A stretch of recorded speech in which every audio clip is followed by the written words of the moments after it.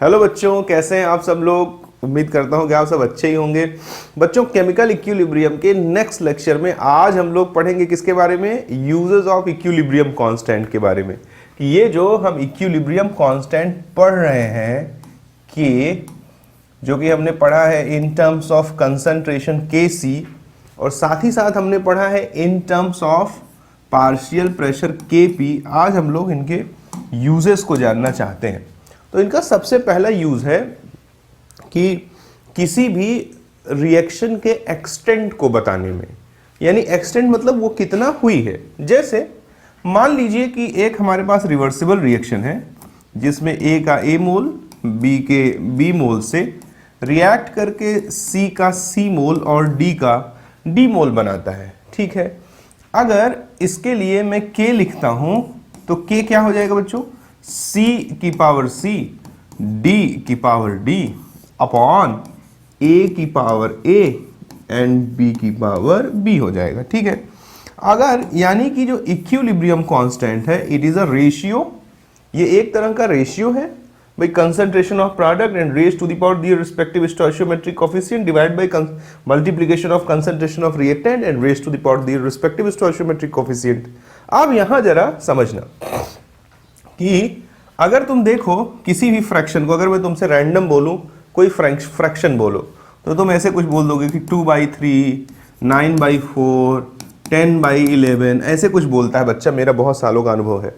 तो देखो कि अगर कुछ भी फ्रैक्शन तुम अपने मन में सोचो, अगर अपने मन में आप कोई भी फ्रैक्शन सोचते हो और उसकी वैल्यू निकालो फिर फाइनल, तो देखिए अगर k की वैल्यू 10 की पावर -3 से छोटा है, 10 की पावर -3, जैसे देखो मैंने बोला था कोई फ्रैक्शन 2/3, कोई फ्रैक्शन 4/3, कोई फ्रैक्शन 9/5, तो 2/3 जरा देखो कितना आ गया, 0.6 आ गया।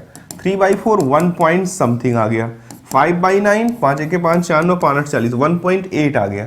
देखिए ये 1 के काफी क्लोज वैल्यू है, लेकिन जो मैं कंडीशन लगा रहा हूं वो मैं क्या कह रहा हूं कि 10 की पावर -3 से छोटा हो, यानी 0.001 से भी छोटा हो। अब जरा देखो k यानी बहुत छोटा हो, k बहुत छोटा यानी कि कोई भी रेशियो बहुत छोटा कब होगा, जब न्यूमरेटर से डिनोमिनेटर बहुत बड़ा होगा। भाई देखो अगर यहां न्यूमरेटर से डिनोमिनेटर बड़ा था, बहुत बड़ा नहीं था, यहां न्यूमरेटर से डिनोमिनेटर छोटा था, यहां भी न्यूमरेटर से डिनोमिनेटर छोटा था। मैं क्या बोल रहा हूं, मैं कह रहा हूं कि अगर कोई रेशियो बहुत छोटा हो यानी 0.001 से भी छोटा हो, इसका मतलब क्या है, इसका मतलब है कि डिनोमिनेटर न्यूमरेटर से बहुत बड़ा है, और डिनोमिनेटर न्यूमरेटर से बहुत बड़ा है, इसका मतलब क्या हुआ कि रिएक्शन में रिएक्टेंट की मात्रा प्रोडक्ट के कंपेयर में काफी ज्यादा है, यानी ऐसे केस में reactant is very very very very very very very very greater than product.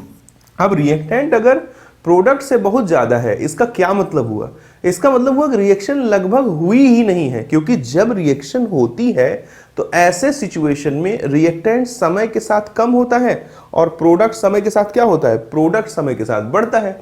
अगर रिएक्शन में सिर्फ रिएक्टेंट ही रिएक्टेंट है तो इसका मतलब कि रिएक्शन शुरू नहीं हुई है, यानी कि बहुत कम हुई है। ऐसा भी कह सकते हैं कि या तो कह दें कि रिएक्शन शुरू नहीं हुई है और या कह दें कि रिएक्शन बहुत कम हुई है। तो इस स्थिति में जो केस 1 हमने लगाया वहां पे हम लोग क्या बोलेंगे बच्चों कि reaction is almost not started. अपन बोल देंगे reaction is almost not started, यानी कि अगर हुई भी है तो वो इतनी कम हुई है कि हम उसको कंसीडर नहीं कर रहे हैं। Reaction is almost not started. ठीक है, अब दूसरा केस कहता है हमसे, दूसरे केस में कहता है कि अगर k की वैल्यू 10 की पावर 3 से भी ज्यादा हो। अब देखो तुमने जो भी पीछे रेशियोज लिए थे वो वैल्यू 1 2 ऐसे आ रही थी, तुम अपने मन में कोई भी रेशियो जूम करो तो देखो जो तुम रैंडम चूज करोगे उसका वैल्यू 2 4 5 8 10 100 ऐसे ही आता है। लेकिन वो कह रहा है नहीं, इतना ना हो, इस रेशियो की वैल्यू 1000 से भी ज्यादा हो। अब कोई भी रेशियो की वैल्यू 1000 से ज्यादा तभी हो सकती है जब ये जो तुम्हारा न्यूमरेटर है ये डिनोमिनेटर से बहुत ज्यादा हो, यानी concentration of products is much more greater than in compared to concentration of reactant। तभी दोनों का रेशियो बहुत ज़्यादा होगा। यानी ऐसी स्थिति में प्रोडक्ट को क्या होना पड़ेगा, बहुत ज़्यादा होना पड़ेगा, किससे, रिएक्टेंट से। और अगर किसी रिएक्शन में प्रोडक्ट रिएक्टेंट से बहुत ज़्यादा है, इसका मतलब ऑलमोस्ट सारा का सारा रिएक्टेंट किस में कन्वर्ट हो गया है, प्रोडक्ट में कन्वर्ट हो गया। भाई कोई रिएक्शन होता है, समय के साथ रिएक्टेंट टूटता है, किस में कन्वर्ट होता है, प्रोडक्ट में। अगर वो कह रहा है कि प्रोडक्ट बहुत ज्यादा है रिएक्टेंट के कंपेयर में, means almost amount of reactant is converted into the product. यानी कि ऐसी स्थिति में रिएक्शन लगभग कंप्लीट हो चुका है, reaction is almost completed, reaction is almost completed. अब अगर मैं तीसरे केस में आ जाऊं कि अगर k की वैल्यू 10 की पावर -3 से तो बड़ा हो लेकिन 10 की पावर 3 से छोटा हो, यानी कि in between 10 raise to the power -3 and 10 की पावर 3 मींस ग्रेटर देन 10 की पावर -3 बट लेसर देन 10 की पावर 3। तो अगर कोई रेशियो जो बहुत छोटी वैल्यू थी उससे बड़ा है, जो बहुत बड़ी वैल्यू थी उससे छोटा है, यानी रिएक्शन ना तो मैं ये कह सकता हूं कि बहुत कम हुआ है और ना ही मैं ये कह सकता हूं कि बहुत ज्यादा हुआ है। यानी ऐसी स्थिति में reaction is in moderate condition. ना तो रिएक्शन बहुत ज्यादा हुई है और ना ही बहुत कम हुई है। तो पहला जो यूज है किसका, इक्विलिब्रियम कांस्टेंट का, वो किसी रिवर्सिबल रिएक्शन के एक्सटेंट को जानने के लिए किया जाता है। ठीक है, और अगर एक्सटेंट को जानना आपने जान लिया तो अब मैं आगे चलता हूं। दूसरी जो बात है वो हम जानते हैं डायरेक्शन को प्रेडिक्ट करने में, ये बहुत ही इंपॉर्टेंट पॉइंट है कि to predict the direction of any reversible reaction. दूसरा जो यूज है इक्विलिब्रियम कांस्टेंट का वो क्या है, to predict the direction of any reversible reaction. किसी भी रिवर्सिबल रिएक्शन के डायरेक्शन को प्रेडिक्ट करने में इस्तेमाल में लाया जाता है। कौन, इक्विलिब्रियम कांस्टेंट। तो यहां आपको एक नई चीज सुननी पड़ेगी जिसे बोलते हैं रिएक्शन क्यूसेंट। रिएक्शन क्यूसेंट को समझ लेंगे तो बात बन जाएगी। देखो, माना कि एक रिवर्सिबल रिएक्शन है जिसमें A का A मोल B के B मोल से रिएक्ट करके C का C मोल और D का D मोल बना रहा है। रिएक्शन क्यूसेंट को हम Q से लिखते हैं। अगर इसका हम रिएक्शन क्यूसेंट लिखते हैं इन टर्म्स ऑफ कंसंट्रेशन तो बच्चों वो क्या हो जाता है, वो हो जाता है C की पावर C, D की पावर D अपॉन A की पावर A, B की पावर B। बच्चा बड़ा आश्चर्यचकित हो जाएगा, वो पूछेगा कि गुरुजी अगर आप कह रहे हैं दिस इज रिएक्शन क्यूसेंट, तो अभी तो थोड़ी देर पहले आपने मुझे बताया था equilibrium constant in terms of concentration, तो ये भी तो क्या होता है C की पावर C और D की पावर D और अपॉन A की पावर A और B की पावर B। हाँ भाई मैंने ही बताया था। तो क्या दोनों सगी बहनें या सगे भाई हैं क्या, या एक घर का नाम है या एक स्कूल का नाम है? Nothing is like that. अगर हम रिएक्शन क्यूसेंट की बात करें और इक्विलिब्रियम कांस्टेंट की बात करें, दोनों का एक्सप्रेशन देखने में एक जैसा दिख रहा है but they are not same. पूछो कैसे, तो मैं बताता हूं। यहां पे जो कंसंट्रेशन यूज होता है, here used concentration is at equilibrium. यहां पर जो कंसंट्रेशन है वो इक्विलिब्रियम पे। इक्विलिब्रियम का मतलब कब, जब रेट ऑफ फॉरवर्ड रिएक्शन बराबर हो जाए किसके, रेट ऑफ बैकवर्ड रिएक्शन के लिए। लेकिन जो रिएक्शन क्यूसेंट का एक्सप्रेशन है उसमें जो कंसंट्रेशन लिखा है, तो here concentration is not at equilibrium, it may B, ये हो सकता है एट इक्विलिब्रियम, ये हो सकता है आफ्टर इक्विलिब्रियम और ये हो सकता है बिफोर इक्विलिब्रियम। बहुत ध्यान से समझिएगा, यहां जो कंसंट्रेशन यूज हो रहा है वो इक्विलिब्रियम पे ही है ऐसा जरूरी नहीं है, हो भी सकता है वो इक्विलिब्रियम पे भी हो सकता है, इक्विलिब्रियम स्टैब्लिश होने के बाद की भी स्थिति हो सकती है और इक्विलिब्रियम से पहले भी हो सकता है। यानी before establishing the equilibrium after establishing the equilibrium और it may be at equilibrium. तो याद रखिएगा कि यहाँ जो कंसंट्रेशंस यूज होते हैं they are not only at equilibrium, but यहाँ जो कंसंट्रेशंस यूज होते हैं they are only at equilibrium है। दोनों में बहुत अंतर है, ओनली एट इक्विलिब्रियम।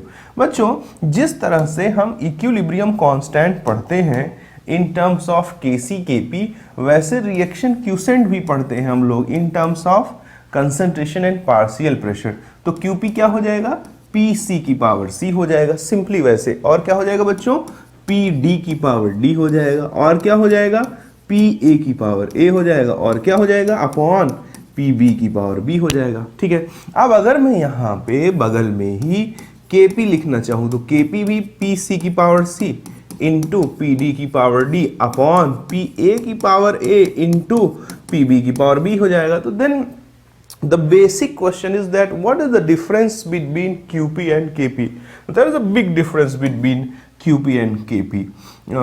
देखो मैं आपको एक्सप्लेन करता हूँ मेरे प्यारे सरकार। यहाँ पे जो पार्शियल प्रेशर है it may be C D A B, ये क्या है, एट इक्विलिब्रियम पे भी हो सकता है, आफ्टर इक्विलिब्रियम पे भी हो सकता है, और ये बिफोर इक्विलिब्रियम पे भी हो सकता है। लेकिन यहाँ जो पार्शियल प्रेशर है ये कब है, is only and only at equilibrium. ये सिर्फ और सिर्फ कब है, इक्विलिब्रियम पे है। तो उम्मीद करता हूं आपको समझ में आया होगा कि किसी भी रिवर्सिबल रिएक्शन का अगर आप डायरेक्शन प्रेडिक्ट करना चाहते हैं तो हर हाल में आपको रिएक्शन क्यूसेंट के बारे में जानना पड़ेगा। रिएक्शन क्यूसेंट देखने में तो बिल्कुल इक्विलिब्रियम कांस्टेंट जैसा दिखता है, बट मेरे प्यारे सरकार actually it is not a equilibrium constant. तो अगर आपको डिफरेंस जानना है तो आप जानते रहें कि यहाँ पे जो कंसंट्रेशंस यूज होते हैं they may be at, after और बिफोर इक्विलिब्रियम, बट यहाँ जो कंसंट्रेशंस यूज होते हैं they are only and only at equilibrium. इसका क्या मतलब हुआ कि ये हो सकता है, ये हो सकता है, जरूरी नहीं हमेशा हो, बट ये इसके बराबर हो सकता है। कब, जब एट इक्विलिब्रियम के बराबर वाले कंसंट्रेशंस हो जाए, और ये हो सकता है कब, जब एट इक्विलिब्रियम के बराबर वाले प्रेशर्स हो जाए। तो मेरे प्यारे बच्चों देखना, सबसे इंपॉर्टेंट बात अब आपको बोलना शुरू करता हूं। मान लीजिए कि सेम रिएक्शन है, ए का ए मोल बी के बी मोल से रिएक्ट करके सी का सी मोल और डी का डी मोल दे देता है। अब एक बात आपको पकड़ के रखनी पड़ेगी, टैग लाइन है, दुनिया की सारी रिवर्सिबल रिएक्शन क्या चाहती हैं, आपको जवाब देना पड़ेगा, आपको मन में बोलना पड़ेगा, और अगर अच्छा लगे तो आप कमेंट में भी बोल दीजिएगा। दुनिया की सारी रिएक्शन क्या पाना चाहती हैं, दुनिया की सारी रिएक्शन पाना चाहती हैं इक्विलिब्रियम को। ये टैग लाइन है। अभी देखो धड़ाधड़ बातें बननी शुरू हो जाएंगी। दुनिया की सारी रिवर्सिबल रिएक्शन क्या चाहती हैं, दुनिया की सारी रिवर्सिबल रिएक्शन इक्विलिब्रियम अचीव करना चाहती हैं। इसको आप अंतरात्मा से बोलो, इसको फीलिंग का हिस्सा बनाओ, फिर देखो अभी मजा आता है। मेरे प्यारे शेर देखो, अगर हमने केस 1 लगाया, केस 1 में हमने लिखा कि अगर QC KC से छोटा है, अगर QC KC से छोटा है यानी इक्विलिब्रियम एस्टैब्लिश नहीं होगा। दुनिया की सारी रिएक्शन क्या होना चाहती है, इक्विलिब्रियम को पाना चाहती है। इक्विलिब्रियम पाने के लिए Q को क्या होना पड़ेगा, K होना पड़ेगा। ठीक है, अब अगर Q K से छोटा है और Q क्या होना चाहता है, Q K होना चाहता है, तो अगर कोई छोटी चीज अपने बड़ी वैल्यू के बराबर होना चाहती है तो इसकी वैल्यू क्या होनी पड़ेगी, Q की वैल्यू बढ़ानी पड़ेगी। अब Q था क्या, जरा देखो, Q था C की पावर C, D की पावर D अपॉन A की पावर A, B की power B। It is also a ratio. अगर ये बढ़ना चाहता है, क्यों बढ़ना चाहता है, दुनिया की सारी रिएक्शंस क्या होना चाहती हैं, दुनिया की सारी रिवर्सिबल रिएक्शन क्या पाना चाहती हैं, इक्विलिब्रियम। ये भी रिवर्सिबल रिएक्शन, ये भी क्या पाना चाहेगा, इक्विलिब्रियम। अगर ये इक्विलिब्रियम पाना चाहता है तो Q किसके बराबर होना चाहेगा, KC के। Q है क्या अभी, KC से छोटा, होना क्या चाहता है, KC के बराबर। तो अगर ये KC से छोटा है और इसके बराबर होना चाहता है तो इसको बढ़ना पड़ेगा। ये तभी बढ़ेगा जब ऊपर वाली वैल्यू क्या हो, बड़ी हो, और नीचे वाली वैल्यू क्या हो, छोटी हो। ऊपर वाली वैल्यू तभी बढ़ेगी जब सी और डी का कंसंट्रेशन बढ़ेगा, नीचे वाली वैल्यू तभी घटेगी जब ए और बी का कंसंट्रेशन घटेगा। तो अगर ए और बी का कंसंट्रेशन घट रहा हो और सी और डी का कंसंट्रेशन बढ़ रहा हो, ऐसा तभी संभव है जब रिएक्शन किधर जाने के मूड में हो, फॉरवर्ड डायरेक्शन में। यानी ऐसी स्थिति में reaction will always move in, reaction will always move in forward direction. ऐसी स्थिति में रिएक्शन किधर को जाएगी मेरे प्यारों, फॉरवर्ड डायरेक्शन में जाएगी। उम्मीद करता हूं समझ में आया होगा। समझ में आया है तो बहुत अच्छी बात, नहीं समझ में आया है तो आप पूछिएगा, कोई तकलीफ होती है तो। केस 2 अगर मैं देखूं, केस 2 में लगाता हूं, मैं बोलता हूं कि QC की वैल्यू KC से बड़ी है। ठीक है, अगर बड़ी है तो मुझे बताओ दुनिया की सारी रिवर्सिबल रिएक्शन क्या पाना चाहती हैं, इक्विलिब्रियम को। यानी Q हमेशा क्या होना चाहता है, KC होना चाहता है। अगर QC हमेशा KC होना चाहेगा तो इस वक्त ये बड़ा है, तो अगर बड़ी वैल्यू अपनी छोटी वैल्यू के बराबर होना चाहती है तो बड़ी वैल्यू को घटना पड़ेगा, तो QC को घटना पड़ेगा। QC कब घटेगा जरा देखो, C की पावर C, D की पावर D अपॉन A की पावर A, B की पावर B है। अब ये जरा देखो, इट इज अ रेशियो, तो रेशियो कब घटेगा, जब न्यूमरेटर घटे और डिनोमिनेटर बढ़े। यानी C और D का कंसंट्रेशन घटे। C और D का कंसंट्रेशन तभी घटेगा जब रिएक्शन किधर जाएगी, बैकवर्ड। A और B का कंसंट्रेशन बढ़े, A और B का कंसंट्रेशन तभी बढ़ेगा जब रिएक्शन किधर जाएगी, बैकवर्ड। मींस कि अगर QC KC से बड़ा है और दुनिया की सभी रिवर्सिबल रिएक्शन इक्विलिब्रियम पाना चाहती हैं, तो QC को KC के बराबर, हमेशा Q क्या हो रहा है, KC के बराबर होना चाहेगा, तो Q KC के बराबर होने के लिए Q को घटना पड़ेगा। ये तभी घटेगा जब C और D घटे और A और B बढ़े। यानी रिएक्शन किस दिशा में जाएगी, इस स्थिति में रिएक्शन बैकवर्ड डायरेक्शन में जाएगी। यानी कि रिएक्शन विल मूव, बहुत आसान है, reaction will move in backward direction. Reaction will move in backward direction. उम्मीद करता हूं प्यारे सरकार को समझ में आया होगा। अगर मैं केस 3 लगा देता हूं तो केस 3 इतना आसान है कि मुझे बताने की जरूरत नहीं है, क्या कि QC अगर KC के बराबर हो जाए तो सिंपल सी बात हो गई, इक्विलिब्रियम अचीव हो गया। अब आगे क्या बोलना है, Q अगर K के बराबर ही हो गया तो reaction is at equilibrium, reaction is at equilibrium, और रेट ऑफ फॉरवर्ड बराबर हो जाएगा किसके, रेट ऑफ बैकवर्ड के। तो जैसे मैंने QC लिखा वैसे मैं QP भी लिख सकता हूं। सारी बातें एज इट इज सच होती जाएंगी। QP ग्रेटर देन KP या QP इक्वल्स टू KP, कोई फर्क नहीं पड़ता, चाहे इन टर्म्स ऑफ कंसंट्रेशन या इन टर्म्स ऑफ पार्शियल प्रेशर मैं बोलूं, रीजनिंग सेम होगा। तो उम्मीद करता हूं कि इतनी बातें आपको अच्छे से समझ में आई होंगी, और अच्छे से समझ में आई हैं तो किसी भी टीचर का पढ़ाने का तरीका कंपटीशन में क्या होना चाहिए कि ढेर सारे या जितना कोशिश कर सके हो जितने सारे क्वेश्चंस ले सके। क्वेश्चंस मेन चीज़ें हैं। जब तक आप क्वेश्चन हैंडलिंग नहीं सीखेंगे, याद रखिएगा कि फोकट की थियरी पढ़ने में मज़ा तो आता है बट उसका कोई इफेक्टिव रिजल्ट नहीं आता मेरे प्यारों।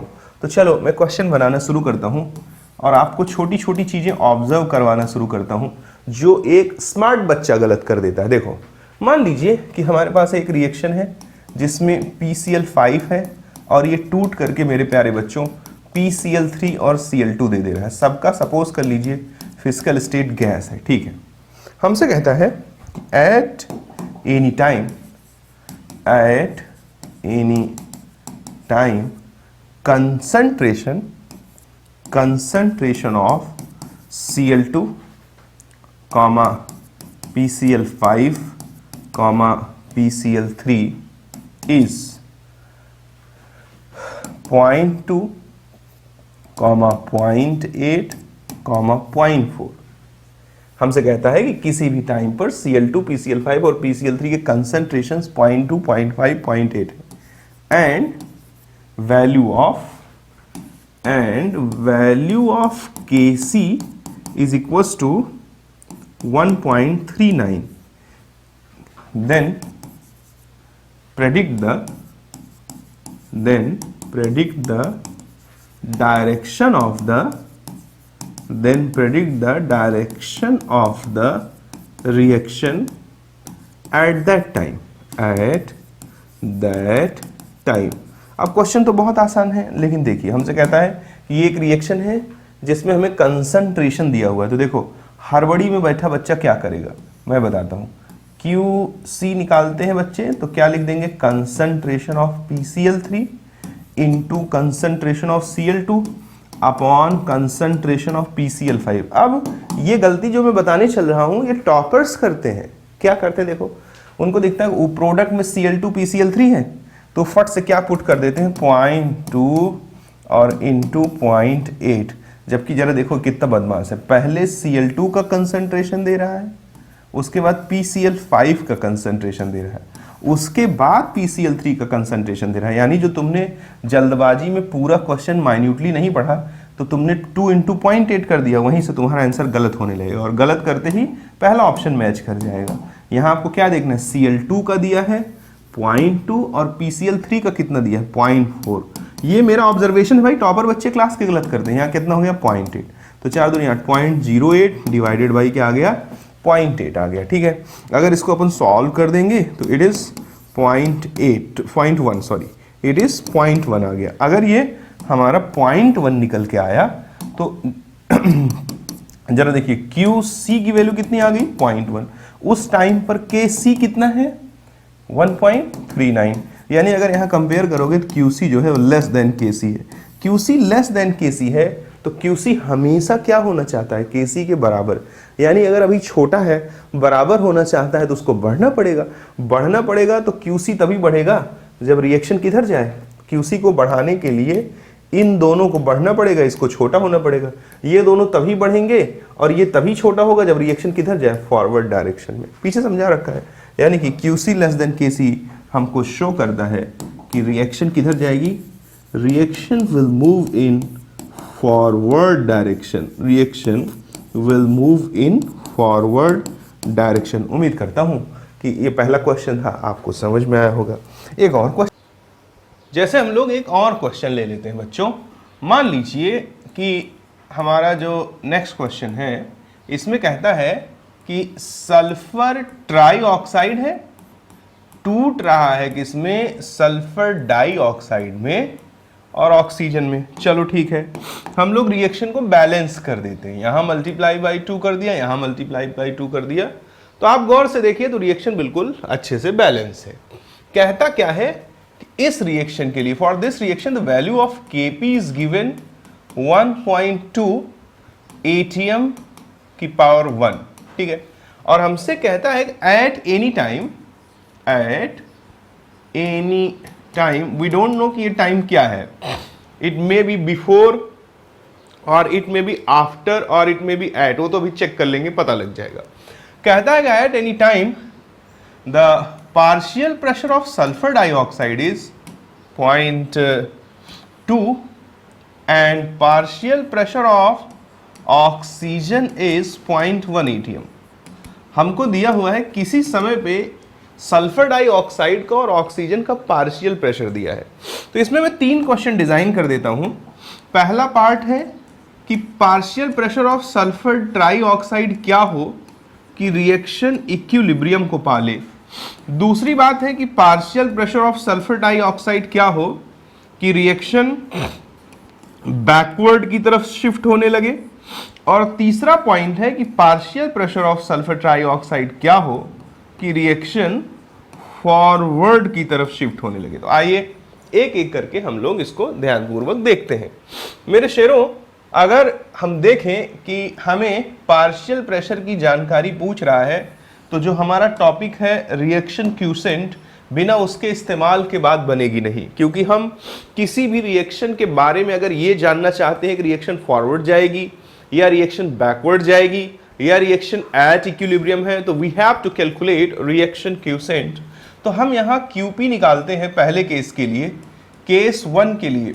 इफ यू वांट कि ये रिएक्शन एट इक्विलिब्रियम पे हो, then you have to equate the QP with KP। क्योंकि इक्विलिब्रियम पर जो रिएक्शन क्यूसेंट होता है बच्चों, वो इक्विलिब्रियम कांस्टेंट के क्या होता है, बराबर होता है। अगर हम लोग यहाँ देखें QP, तो QP की वैल्यू कितनी हो जाएगी PSO2 का square into PO2 upon partial pressure of sulphur trioxide का square, it should be equals to 1.2 atm. It's okay. अगर हम लोग ध्यान पूर्वक देखें बातों को तो partial pressure of sulphur dioxide की वैल्यू कितना दिया है? 0.2. तो इट इज 0.2 का square into 0.1 upon partial pressure of sulphur trioxide का square, it will become equals to 1.2. तो अगर हम लोग इसको खोलें ना तो जरा देखें क्या हो जाएगा. यहाँ पे हम लोग इसको ऐसे लिख सकते हैं कि partial pressure of sulphur trioxide का स्क्वायर ये किसके बराबर हो जाएगा? Partial pressure of sulphur trioxide का स्क्वायर ये बराबर हो जाएगा बच्चों किसके? 0.2 के स्क्वायर के इंटू 0.1 अपॉन 1.2 के. ठीक है, तो partial pressure of sulphur trioxide क्या हो जाएगा? इन सब का रूट. तो 0.2 का स्क्वायर है तो 0.2 हो जाएगा और 0.1 का रूट अपॉन 1.2 का रूट. ठीक है, तो जब partial pressure of sulphur trioxide इतने के बराबर हो जाए तो रिएक्शन किधर जाने लगेगी? रिएक्शन जाने लगेगी किधर? रिएक्शन कहाँ पहुंच जाएगी? रिएक्शन पहुंच जाएगी इक्विलिब्रियम पे. अगर इसको और सिंप्लीफाई करना चाहते हो तो इसको 1/10 कर दो और इसको 12/10 कर दो. 10 का रूट 3.3 के आसपास आ जाएगा और 12 का रूट कितना आ जाएगा? 3 और 4 के बीच में. तो इसको राउंड ऑफ करके भी कैलकुलेट किया जा सकता है. मैंने रैंडम वैल्यू सेलेक्ट की है इसलिए थोड़ा सा ऐसा आ गया. जो एग्जाम में वैल्यूज दी जाती हैं उनका प्रॉपर रूट वगैरह बन जाएगा. तो आप कॉन्सेप्चुअल बातों पर फोकस करिएगा, ना कि डेटा क्या कह रहा है. देखिए इतनी बात अगर आप समझ गए तो दूसरा क्वेश्चन क्या कहता है कि दूसरा क्वेश्चन कहता है कि partial pressure of sulphur trioxide को क्या रखा जाए कि रिएक्शन किधर शिफ्ट हो जाए? बैकवर्ड डायरेक्शन में. तो हम जानते हैं कि बैकवर्ड रिएक्शन तब जाती है जब QP ग्रेटर देन KP हो. QP क्या हो जाएगा? PSO2 का square into PO2 divided by PSO3 का क्यूब हो जाएगा. It's okay. It should be greater then 1.2. PSO2 what is? It is a 0.2 का स्क्वायर, इट इज 0.1 और अपॉन PSO3 का square it should be greater then 1.2. Means अगर हम इसको इधर ले आते हैं तो 0.2 का square into 0.1 upon 1.2 it should be greater then PSO3 का स्क्वायर. रूट ले दो तो यानी कि partial pressure of sulphur trioxide जब तक छोटी होगी किससे? 0.2 0.1 का रूट अपॉन 1.2 के रूट से. जब तक इससे छोटी वैल्यू होगी तब तक रिएक्शन फटाफट किधर जाएगा? बैकवर्ड डायरेक्शन में जाएगा. वो जो भी कुछ ये कैलकुलेट करके आएगा जब तक PSO3 इससे छोटा होगा. जैसे ही इससे जस्ट बराबर हुआ तो रिएक्शन कहां पहुंच जाएगी? इक्विलिब्रियम पे. जैसे ही ये इससे ज्यादा हुआ अगर तो रिएक्शन किधर जाने लगेगी? फॉरवर्ड जाने लगेगी. छोटे पे अगर बैकवर्ड है तो ज्यादा पे किधर जाने लगेगा? फॉरवर्ड. अब हम दिखा देते हैं. केस 3 की बात करते हैं बच्चों. केस 3 में कहता है कि रिएक्शन का फॉरवर्ड जाएगी. तो फॉरवर्ड जाने के लिए QP should be less than KP. तो QP की वैल्यू क्या है? PSO2 का square into PO2 upon PSO3 का क्या है? Cube. It should be less than 1.2. यानी कि ये 0.2 का स्क्वायर था, ये 0.1 था और इसको अपन कुछ भी मान लेते हैं. चलो PSO3 ही लिखते हैं क्योंकि बाकियों में यही लिखा है का स्क्वायर. तो it should be less than 1.2. अब इसको आगे बढ़ा दोगे तो 0.2 का स्क्वायर इंटू 0.1 अपॉन 1.2. इससे बड़ा होना चाहिए क्या? QP. आगे PSO3. आगे इसका रूट लेना पड़ेगा. ये क्या है? PSO3 का स्क्वायर. तो PSO3 कितना होना चाहिए? It should be greater than 0.2 into root 0.1 upon 1.2 का रूट. जब तक वैल्यू इससे बड़ी होगी तब तक रिएक्शन किधर जाती रहेगी? एकदम झक्कास किधर शिफ्ट होती रहेगी? फॉरवर्ड डायरेक्शन में शिफ्ट होती रहेगी. उम्मीद करता हूँ समझ में आया होगा. कुछ और एक क्वेश्चन करा देता हूँ प्यारे सरकारों. मेरे पास एक अच्छा सा मॉड्यूल पड़ा हुआ है, आपको नाम नहीं बताऊंगा. देखो आप तो बस माल से मतलब रखो, बढ़िया बढ़िया क्वेश्चन से. नहीं बता भी देता हूँ. रेजोनेंस का मॉड्यूल है, अच्छा मॉड्यूल होता है. मैंने देखा जेई के लिए काफ़ी बेहतरीन मॉड्यूल होता है. बच्चों हमसे सबसे पहला क्वेश्चन कहता है कि 2 mole of each SO3 CO SO2 and CO2 is taken in एक हमको रिएक्शन दिया हुआ है, SO3 है, ये रिएक्ट कर रहा है कार्बन मोनोऑक्साइड से और ये प्रोड्यूस कर रहा है सल्फर डाइऑक्साइड और CO2। ठीक है, सबका फिजिकल स्टेट प्यारे शेरों क्या दिया हुआ है, इसमें गैस दिया हुआ है। क्या दिया हुआ है? गैस दिया हुआ है। हमसे कहता है इस रिएक्शन के लिए Kc की वैल्यू कितनी है? 9 है। और हमसे कहता है 2 मोल ऑफ ईच, सबके कितने मोल लिए गए हैं? इन सबके दो और SO2, अच्छा इन सबके 2 मोल लिए गए हैं। इस टेकन इन 1 लीटर वेसल। और ये सारी चीजें किसमें है? 1 लीटर के कंटेनर में है। यानी एक हमारे पास सिलेंडर है जिसका वॉल्यूम है 1 लीटर, उसमें इन सबके दो मोल लिए गए हैं। ये इक्विलिब्रियम एस्टैब्लिश है। अब हमको 4 ऑप्शन देता है। पहला ऑप्शन देता है, कहता है the total number of moles at equilibrium, total mole equilibrium पे जो है वो लेस देन 8 है क्या? दूसरा कहता है moles of SO3 plus moles of CO2 is equal to 4 है क्या? तीसरा कहता है moles of SO2 divided by moles of CO, ये लेस देन 1 है क्या? चौथा कहता है कि B एंड C, B बोले तो दूसरा, C बोले तो तीसरा, सेकेंड एंड थर्ड दोनों सही है। आओ देख लेते हैं, सॉल्व करके देख लेते हैं क्या बुराई है। मेरे प्यारे शेर, हमसे एक रिएक्शन दी हुई है, SO3 CO से रिएक्ट करता है, क्या बना देता है? SO2 बना देता है और CO2 बना देता है। ठीक है, अब हम लोग इसका शुरू में ही दो मोल लिया है, t इक्वल टू 0 पे। मान लिया कि t equal to t dash कोई समय है जब इक्विलिब्रियम एस्टैब्लिश हो जाता है, और हमने माना कि इसका x मोल टूटता है। तो ये था कितना? 2, टूटा कितना? x, तो बचा कितना? 2 माइनस एक्स। था कितना? 2, तो इसका 1 खाता, तो इसका x खाएगा, तो बचेगा कितना? 2 माइनस एक्स। इसके 1 से इसका 1 बनता है, तो इसके x से इसका भी x बनेगा। लेकिन ऑलरेडी ये कितना था? शुरू में ही 2, तो ये इसका एक्चुअल अमाउंट आफ्टर रिएक्शन 2 नहीं रहेगा, सॉरी x नहीं रहेगा, 2 प्लस x हो जाएगा। उम्मीद करता हूं ये बात सरकार को समझ में आई होगी। इक्विलिब्रियम पे सबके मोल पता लग गए। Now we have to calculate concentration at equilibrium. तो इक्विलिब्रियम पर कंसंट्रेशन क्या हो जाएगा? 2 minus x divided by volume, and what is the volume of the container? Is 1 litre.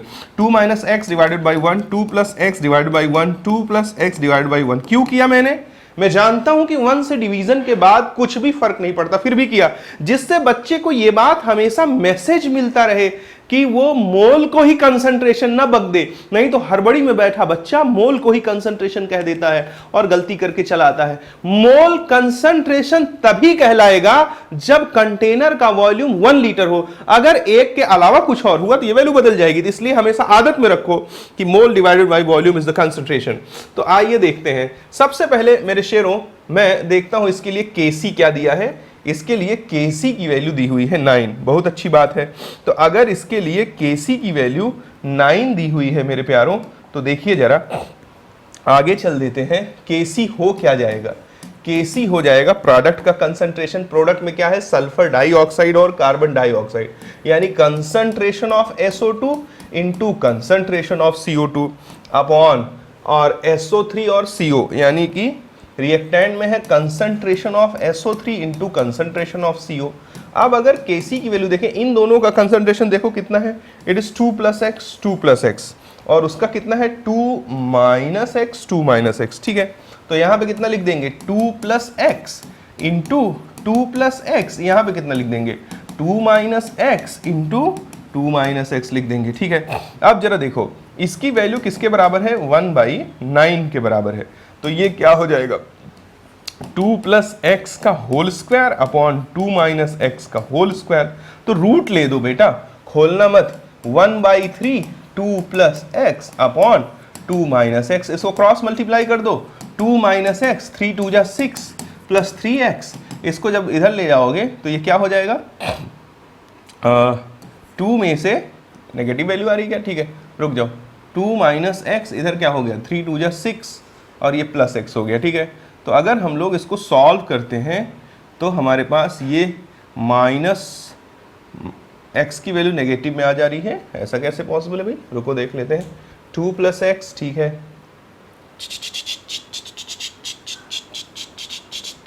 2 minus 6 equals to, इधर अपन ले गए तो 4x हो गया, यानी कि this value is in negative. Why it is in negative? We have to check the question. 2 mole of each this is taken in a 1 liter consider, ठीक है. इस Kc, ठीक है, SO3 है, CO है, ठीक है, कोई दिक्कत नहीं, SO2 है, CO2 है, ठीक है, कोई दिक्कत नहीं, ठीक है, ठीक है, ठीक है, ठीक है, ठीक है. अगर हमने इसका Kc की वैल्यू 1/9 रखा तो 1/9 रख दिया तो हम x को निकाल सकते हैं. वैसे डायरेक्ट भी इसको कर सकता था, कोई दिक्कत नहीं है, लेकिन फिर भी मैं Kc निकालना चाह रहा था क्योंकि उससे एग्जैक्ट बातें पता लगती. Kc 9 है, 1/9 नहीं यार.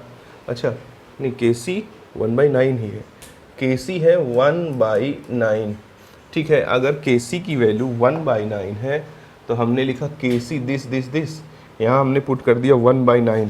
2 + x का होल स्क्वायर, 2 - x का होल स्क्वायर, रूट ले दिया 1/3, 2 + x अपॉन 2 - x, ठीक है. यहाँ से हमने देखा कि क्रॉस मल्टीप्लाई किया तो 2 - x और ये कितना हो गया 3 2 = 6 + 3x, ठीक है. तो हमारे पास ऐसी स्थिति में अगर हम देखते हैं कि 4x की बात करें तो ये किसी छड़ दिया है क्या? 2 mole of each is taken in a 1 liter container. Total number of moles at equilibrium are less than 8. अच्छा, 4x की वैल्यू हमारे पास कितनी आ गई? माइनस का 4x की वैल्यू हमारे पास कितनी आ गई?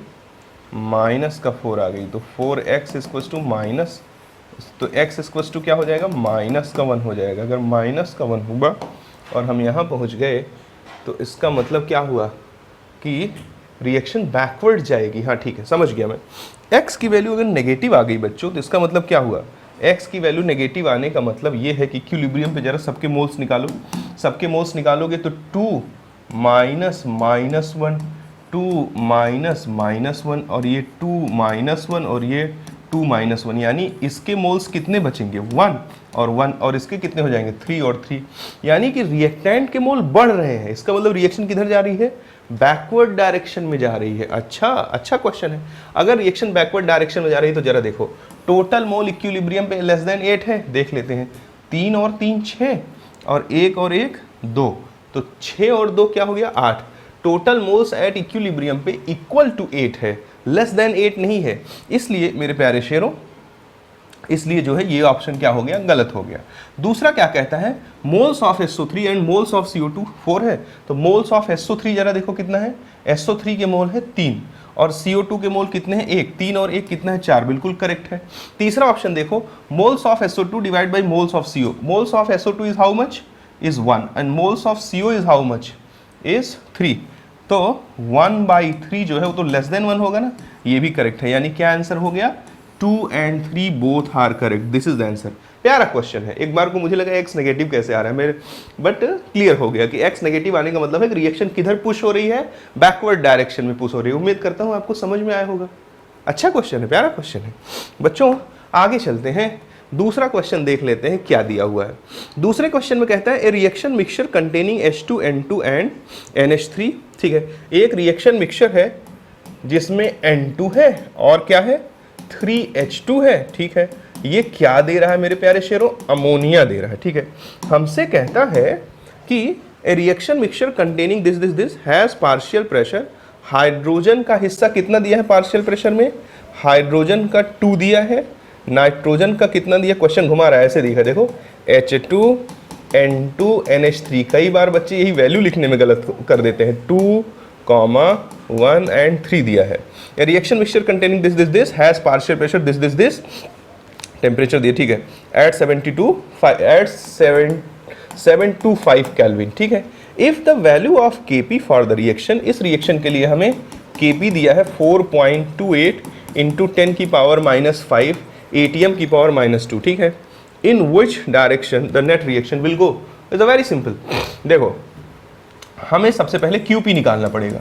Qp क्या हो जाएगा? पार्शियल प्रेशर ऑफ अमोनिया का square divided by partial pressure of nitrogen into partial pressure of hydrogen का क्यूब. देखो जरा मेरे शेरों, partial pressure of ammonia, ammonia का हिस्सा कितना दिया है? 3 का अगर अपन स्क्वायर कर देते हैं और नीचे partial pressure of nitrogen is how much? Is 1. And what about the partial pressure of hydrogen? It is 2 की पावर 3. 3 3 जा 9 और डिवाइड बाई 8, तो ये कितना आ जाएगा? 1.8 1 9 1.1 के आसपास आ जाएगा। This value is greater then this value. भाई ये 4.25 इंटू 10 की पावर -5 है, यानी कि अगर हम देखें तो हमारा QP क्या आ गया, ग्रेटर देन KP आ गया। If the value of QP is greater than KP then reaction will certainly go in backward direction. उम्मीद करता हूं ये भी आपको समझ में आया होगा। नॉर्मल सा क्वेश्चन है यार, बाकी छोटे मोटे क्वेश्चन हैं। एक जो अच्छा क्वेश्चन है वो मैंने ऑलरेडी आपको करा रखा है। ये देखिए आपको दिखा देता हूँ, ये E3 ये जो 75 डिग्री जो अगला मतलब इसके बाद वाला क्वेश्चन मैंने आपको करा रखा है। तो ठीक है, काफ़ी एवरेज, बाकी तो एवरेज चीज़ें हैं। चलो एक क्वेश्चन और दिख रहा है वो भी कर देता हूँ, या चलो सब कर ही देता हूँ। आओ देखो, कहता है हमसे कि द रिएक्शन क्यूसेंट, सड़ा सड़ा क्वेश्चन है, N2 + 3H2 देता है क्या, 2NH3 देता है। इसके लिए रिएक्शन क्यूसेंट Q क्या है, NH3 का square upon N2 into H2 का क्यूब। ठीक है, the reaction will proceed in backward direction. Reaction backward direction में कब जाएगा, बाप रे बाप। Q = KC, Q is less than KC, Q is greater then KC। या चौथा कह रहा है कि जब ये क्या है भैया, पता नहीं क्या दिया है ये, अच्छा Q = 0। देखो ये तो सड़ा हुआ क्वेश्चन है। रिएक्शन को अगर बैकवर्ड भेजना है तो सिंपल सी बात है, Q को ग्रेटर देन K होना चाहिए। Mean this one is the right answer. Question काफ़ी अच्छा है, एक बढ़िया क्वेश्चन बनाता। मान लीजिए कि हमारे पास N ब्यूटेन है, N ब्यूटेन है और वो इक्विलिब्रियम में है किसके साथ, आइसोब्यूटेन के साथ, आइसोब्यूटेन के साथ। N ब्यूटेन का मतलब है कि सीधी चेन है, यानी CH3 CH2 CH2 CH3। Isobutane second last carbon पर एक मिथाइल ग्रुप का होना क्या कहलाता है, आइसो प्रीफिक्स का इस्तेमाल कराता है। N ब्यूटेन आइसोब्यूटेन के साथ किस में है, इक्विलिब्रियम में है। ठीक है, इस रिएक्शन के लिए हमें Kc की वैल्यू देता है 1.732। ठीक है, और साथ साथ हमें एक ग्राफ भी क्वेश्चन में दिया हुआ है। अच्छा क्वेश्चन है, अच्छी रीजनिंग है। ये ग्राफ जो हमें दिया है बच्चों, वो दिया हुआ है आइसोब्यूटेन के कंसंट्रेशन और N ब्यूटेन के कंसंट्रेशन के बीच में। और ये ग्राफ कुछ ऐसा है, इसकी वैल्यू है 70 डिग्री, 70 डिग्री दी हुई है। अब बच्चों हमसे कहता है एक पॉइंट स्पेसिफाई कर देता है, मान लीजिए यहाँ P। तो हमसे कहता है कि at point P direction of reaction will be, direction of reaction will be. क्या कह रहा है हमसे कि जो ये पॉइंट P है इस ग्राफ में, उस पॉइंट P पर रिएक्शन का डायरेक्शन बनाओ। तो कुछ भी बहुत घबराने की जरूरत नहीं, धैर्य पूर्वक सोचो, थोड़ी मैथमेटिक्स लगेगी कि सर ने आपके क्या सिखाया है। कभी भी किसी रिवर्सिबल रिएक्शन का डायरेक्शन जानना हो तो first of all we have to calculate reaction quotient. Everything is given in terms of concentration, means we have to calculate QC। तो QC क्या हो जाएगा, concentration of isobutane at any time divided by concentration of N butane. ठीक है, हमें इस point P पर, समझ लेना इसको, पॉइंट P पर डायरेक्शन चाहिए। तो देखो हम इस पॉइंट P पर ऐसे एक परपेंडिकुलर ड्रॉ कर देते हैं।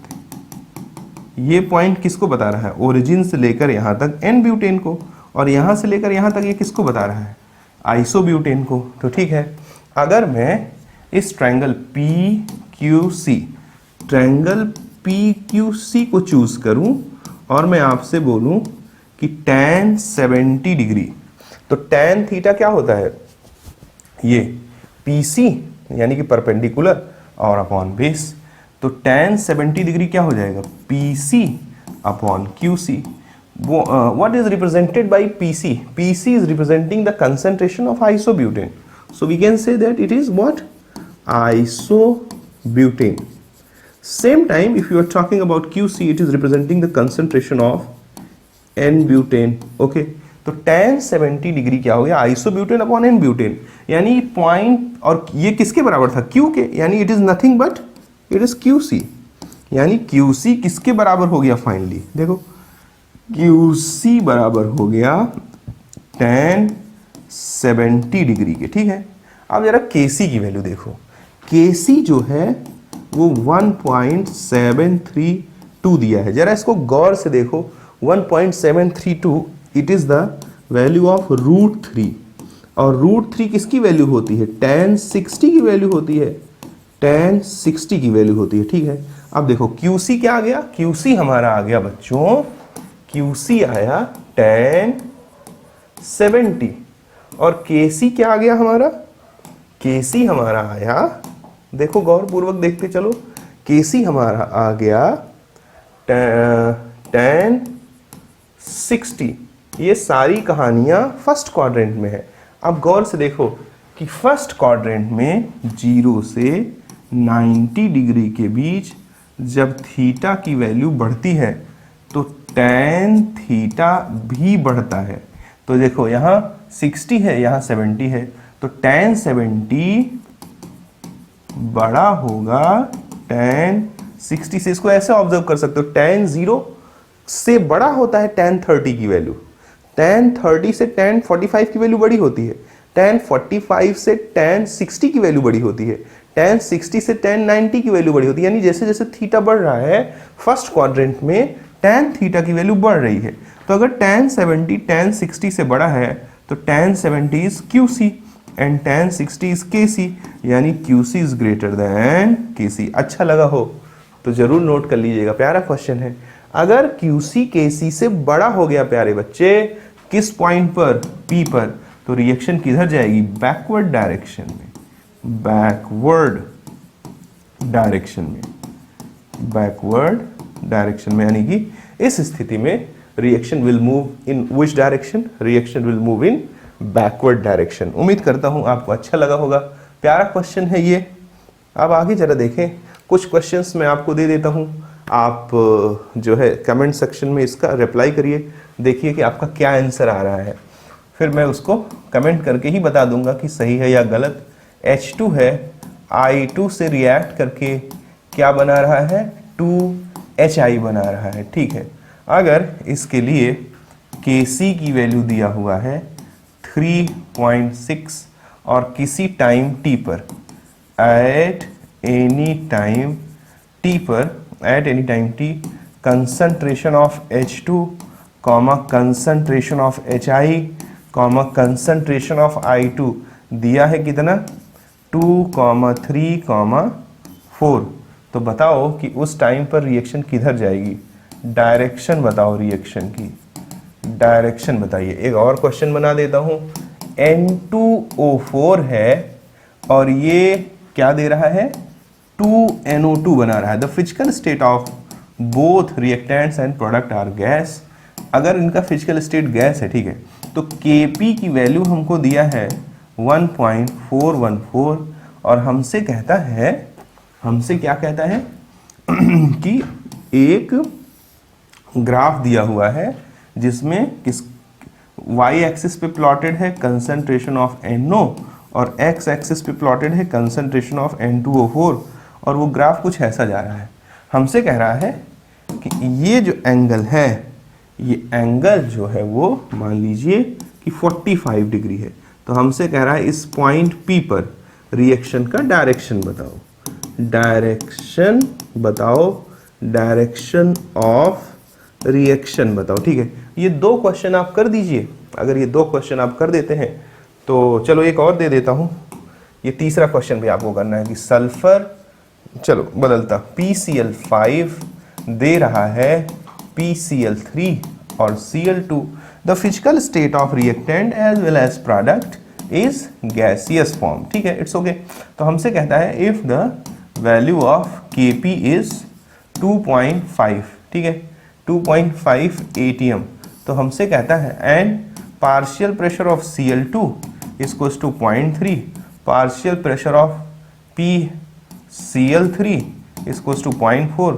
तो PCl5 का पार्शियल प्रेशर क्या रखा जाए कि रिएक्शन फॉरवर्ड जाए, और साथ ही साथ बताओ कि क्या रखा जाए कि रिएक्शन बैकवर्ड जाए, रिएक्शन बैकवर्ड जाए। ये 3 क्वेश्चंस मैंने बना दिए प्यारे सरकार के लिए।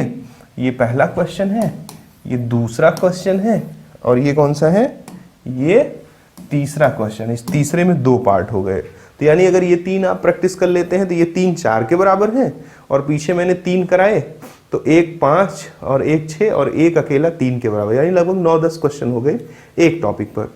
तो अगर 9-10 क्वेश्चन आप इस पर कर लेते हैं तो मुझे नहीं लगता कि सफिशिएंट इनफ है। आपको इससे ज़्यादा किसी भी कोचिंग के मॉड्यूल वगैरह में भी नहीं मिलेगा, 2-4 क्वेश्चन ही मिलते हैं। तो इसको आप अच्छे से करिए, कमेंट सेक्शन में आप अपना आंसर मैसेज करिए, तो मैं आपको बता दूंगा लास्ट में कि आपका आंसर सही है या गलत है। और उम्मीद करता हूँ आपको अच्छा लगेगा। आप इसको खूब गहराई से देखिएगा, खूब बढ़िया से चीज़ों को समझिएगा। कहीं कोई दिक्कत आए तो आप हमको सजेस्ट कर सकते हैं कि जिस लेवल पे हमें इम्प्रूवमेंट की ज़रूरत है। आज के लिए इतना पर्याप्त है। Thank you.